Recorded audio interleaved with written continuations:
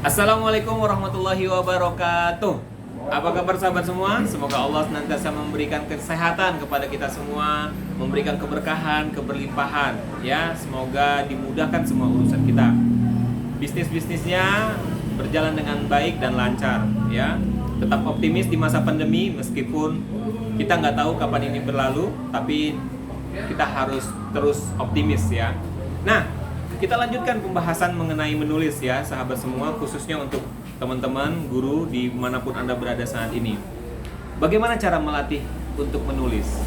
Nah, pertama yang bisa kita lakukan adalah mulailah dari menulis di artikel-artikel yang pendek saja ya. Kalau saya dalam pelatihan kelas inspirasi menulis ingin memberikan tugas kepada teman-teman ya peserta, yaitu mulailah berlatih untuk menulis artikel pendek. Nah, berapa jumlahnya? Itu kisaran 1000 sampai 1500 kata. Nah, latih itu tiap hari nanti akan menjadi sebuah kebiasaan, akan menjadi sebuah habit untuk kita. Cuman syaratnya sahabat semua, ketika sahabat sudah menulis, maka yang perlu kita lakukan adalah memperbanyak membaca buku. Nah, ini terkait antara menulis dengan membaca. Semakin banyak buku yang kita baca, maka penguasaan kita akan materi akan semakin baik. Kemudian kita juga akan bisa menulis, lancar menulis karena banyaknya kosakata yang kita kuasai. Nah, saya dapat suatu ungkapan ya, suatu quote dari mentor kita, mentor saya, yaitu Bapak Andreas Harefa. Mungkin pasti sahabat semua mengenal beliau. Beliau adalah salah seorang penulis bestseller, ya bukunya itu bestseller, ya ribuan buku terjual. Nah, beliau mengatakan bahwa semuanya bermula dari kata.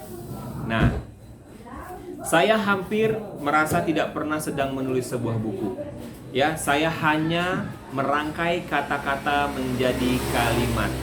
Nah, lalu menyambung kalimat-kalimat itu menjadi alinea. Nah, alinea itulah yang sambung menyambung yang akhirnya menjadi satu artikel. Sampai kemudian berkembang menjadi satu buku. Kumpulan artikel-artikel ini nantinya yang sama temanya, sahabat semua bisa menjadikannya sebagai sebuah buku. Nah, sekarang saya paham ketika sebuah artikel sudah saya tuntaskan, maka ia bisa berkembang menjadi buku pada waktunya. Dan asalkan kita tetap menulis, semuanya berawal dari kata. Nah, ini yang disampaikan oleh Bapak Andreas Harefa. Nah, sekarang pertanyaannya adalah bagaimana cara yang termudah untuk menulis. Nah, dalam satu kata, saya katakan kepada sahabat semua bahwa cara paling mudah untuk menulis adalah dengan bercerita. Ya, inilah cara yang paling mudah untuk menulis. Mengapa? Karena ada 3 alasan.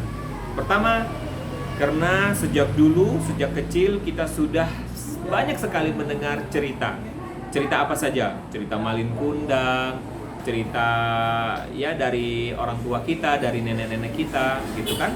Cerita si bawang dan si bawang putih gitu, bawang merah dan si bawang putih dan lain sebagainya.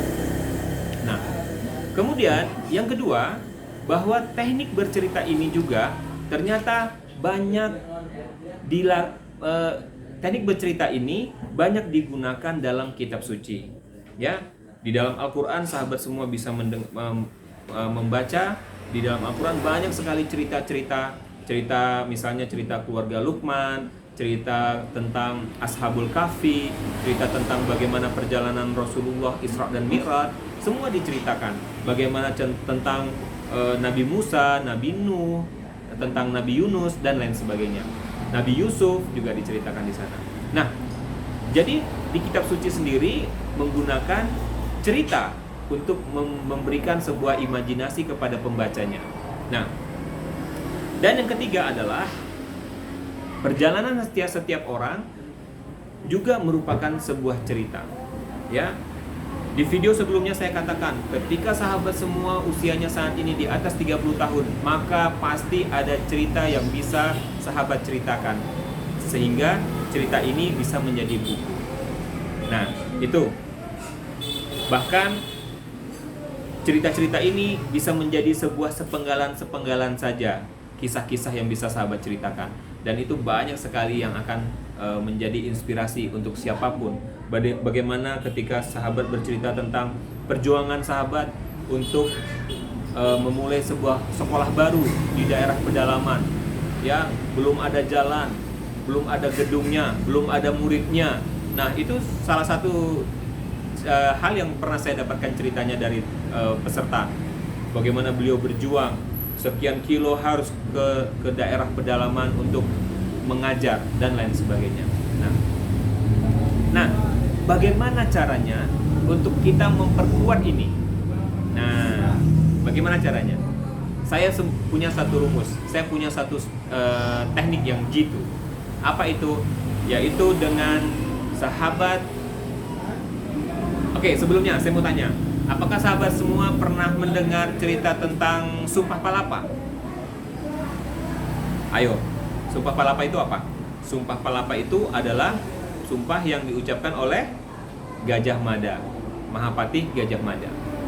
Apa isi sumpahnya?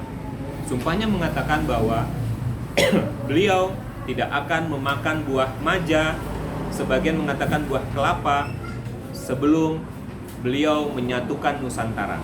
Itulah sumpahnya. Saya tidak akan makan kelapa, saya tidak akan makan buah maja sebelum saya menyatukan Nusantara. Nah, itu Sumpah Palapa beliau. Artinya, beliau tidak akan makan buah kelapa atau dia tidak akan memakan buah maja sebelum menyatukan Nusantara. Ternyata buah ini adalah buah favorit dari Gajah Mada, sahabat semua.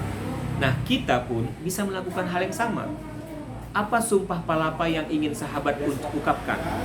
Ya, misalnya, kalau saya pada saat itu, saya suka banget sama sate Padang, sahabat. Ketika kita mengatakan, saya tidak akan makan sate Padang sebelum saya menyelesaikan buku saya. Misalnya ada yang suka minum teh, ada yang suka minum kopi, ada yang suka bubur ayam, atau apa saja. Saya tidak akan makan batagor sebelum saya menyelesaikan buku saya. Padahal batagor itu adalah makanan favorit sahabat semua. Ya, makanan favorit artinya makanan yang sahabat makan setiap hari. Kalau misalnya tidak makan batagor, rasanya ada yang kurang. Nah, itu coba berikan sumpah itu.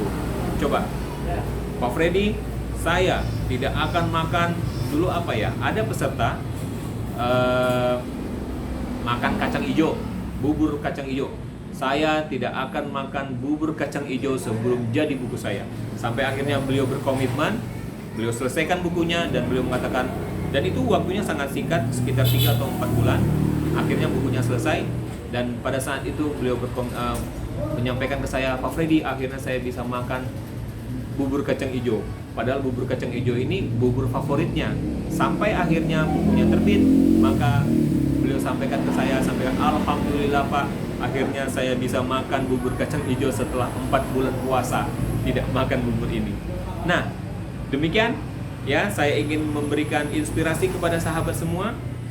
Apa Sumpah Palapa sahabat sehingga sahabat bisa menyelesaikan buku. Ya, sesuatu yang sahabat sukai, sahabat berkomitmen untuk tidak melakukan atau tidak makan hal itu, makan yang sahabat komitmenkan sampai buku sahabat terbit. Nah, demikian dari saya. Apabila sahabat merasakan ada manfaat dari channel ini, dari konten ini, silakan like, share, dan subscribe.